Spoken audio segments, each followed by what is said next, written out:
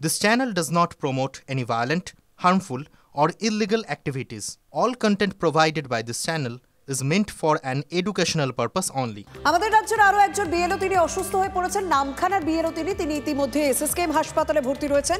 Brain স্ট্রোকে আক্রান্ত হয়েছেন BLO. অসুস্থ বিএলওর অবস্থা খুবই গুরুতর। অতিরিক্ত কাজের চাপে তিনি অসুস্থ হয়ে পড়েছেন বলে দাবি করছেন বিএলও অধিকার রক্ষা কমিটির সদস্যরা।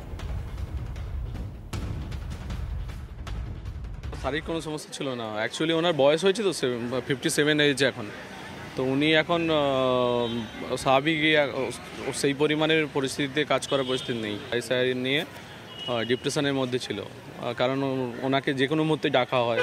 সানডের দিনেও ছুটির দিনে অলরেডি বলে দেওয়া হয় না আজকে কোনো সাবমিট হবে না ডকুমেন্টস, তো আবারই ফোন করে বলে যে আজকে আসো সাবমিট করতে হবে, টার্গেট দিয়ে দেয় এতগুলো টার্গেট আজকের মধ্যে সাবমিট করাতেই হবে। উনি লাস্ট যেদিন ব্রেন স্ট্রোক হয় না ওই দিনই উনি তখনই এসে বলছিল যে এভাবে আর করা যাচ্ছে না। উনি নিজেই একটু ডিপ্রেশনের মধ্যে চলে গেছিলো, উনি নিজেই নিজের বাড়িতে নেই, উনি নিয়েই গেছিলো বাইক চালিয়ে, উনি নিজেই মনে করতে পারছে না উনি বাইক নিয়ে এসেছিলো কিনা, এতটাই ডিপ্রেশনের মধ্যে পড়ে গেছিলো। এই যে নির্বাচন কমিশন যে বিএলওদের ওপর অত্যাধিক কাজের চাপ দিয়েছে, তার ফলে বিএলওদের প্রতিদিন মৃত্যু হচ্ছে। আমরা বিএলও অধিকার রক্ষার পক্ষ থেকে কমিটির পক্ষ থেকে জানিয়েছি যে ইমিডিয়েট এটাকে স্থগিত করা হোক এবং পরিকল্পনা করে বা আলাদা মেশিনারি দিয়ে, ডেটা এন্ট্রির মেশিনারি দিয়ে পরবর্তী ক্ষেত্রে কাজ করা হোক। কী এত তাড়াহুড়ো যে এই কাজটা আমাকে 2 বছরের কাজ 1 মাসে শেষ করতে হবে?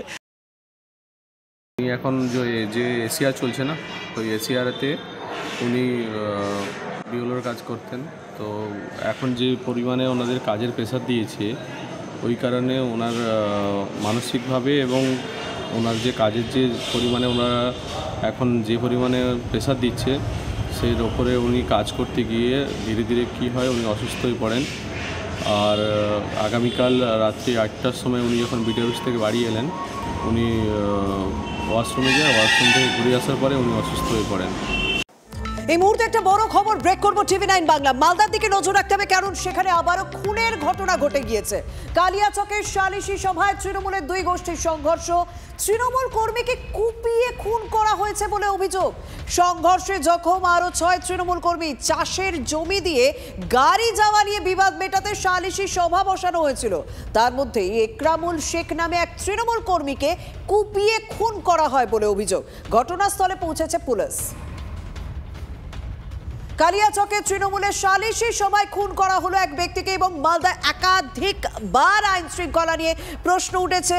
রাজ্যের পুলিশ মন্ত্রী মমতা বন্দ্যোপাধ্যায় তিনি মালদার পুলিশের উদ্দেশ্যে বেশ কিছু কড়া বার্তা দিয়েছিলেন, কিন্তু তারপরেও এই ধরনের ঘটনা কি রোখা যাচ্ছে না? এবার তৃণমূলের সালিশি সভায় সেখানেই তৃণমূলের এক কর্মীকে কুপিয়ে খুন করা হয়েছে বলে অভিযোগ। আবার এসে গেল টিভি9 বাংলা ঘরের বায়োস্কোপ অ্যাওয়ার্ড। সেরা বাছাইয়ে শামিল আপনিও। বাংলা ওয়েব সিরিজে আপনার পছন্দের সেরা মহিলা চরিত্র কোনটি?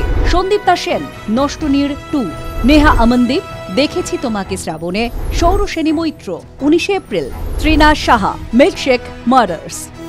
tv9bangla.com/ঘরের বায়োস্কোপ সাইটে গিয়ে ভোট দিন আপনার পছন্দের সেরা মহিলা চরিত্রকে। টিভি9 বাংলা ঘরের বায়োস্কোপ অ্যাওয়ার্ডস আসছে টিভি9 বাংলায়।